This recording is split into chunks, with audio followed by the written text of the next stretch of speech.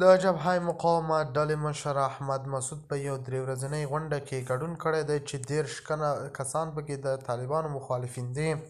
هغه غونډه چې ټول پکې د طالبانو مخالفین دي، د طالبانو غړي او یا هم پلویان یې پکې هېڅ شتون نه لري. په هغه کې د جبهه مقاومت ډلې مشر احمد مسعود ویناوې کړې دي او هدفونه یې هم ښکاره شوي چې هغه غونډه پرون پای ته ورسېدله. د خرابات ټي وي چینل درنو لیدونکو سلام، ستړي مه شئ، وخت مو بخیر. هیله لرم چې جوړ او روغ به یې. په سر کې یادونه کوم که خرابات ټي وي چینل مو نوي سبسکرایب کړی، په درنښت سره خرابات ټي وي چینل سبسکرایب کړئ. په وینا کې د طالبانو د حکومت د یو شمېر مخالفو سیاسي څېرو 3 ورځنۍ غونډه د چهارشنبې په ورځ د یوې اعلامیې په خپرولو سره پای ته ورسېده.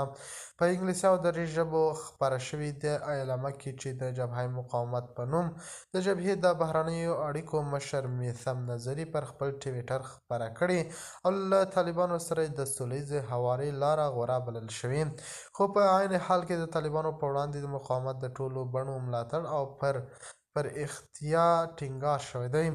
د بیان د دې غونډې اعلامیې وایي ګډونوال یې د طالبانو د ټولو مخالفو سیاسي بهیرونو ترمنځ د انسجام لپاره هڅه کوي او د دې چارې ترسره کولو لپاره د یوې کاري ډلې د جوړولو یادونه هم شوې ده.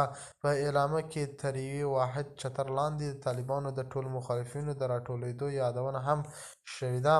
د دې 3 ورځنۍ غونډې په پای کې چې د طالبانو د حکومت 30 تنه زیاتو سیاسي مخالفین څېرې پکې برخه اخیستې وه. د ملي مقاومت په نوم د جبهې مشر احمد مسعود په یوه خبري غونډه کې ټینګار وکړ چې د نظامي هڅو ترڅنګ یې سیاسي هواري ته هم لاره پرانیسته پرېښې.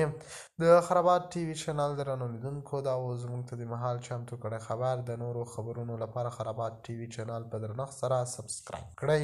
الله په امان، تر بیا خیر چارې.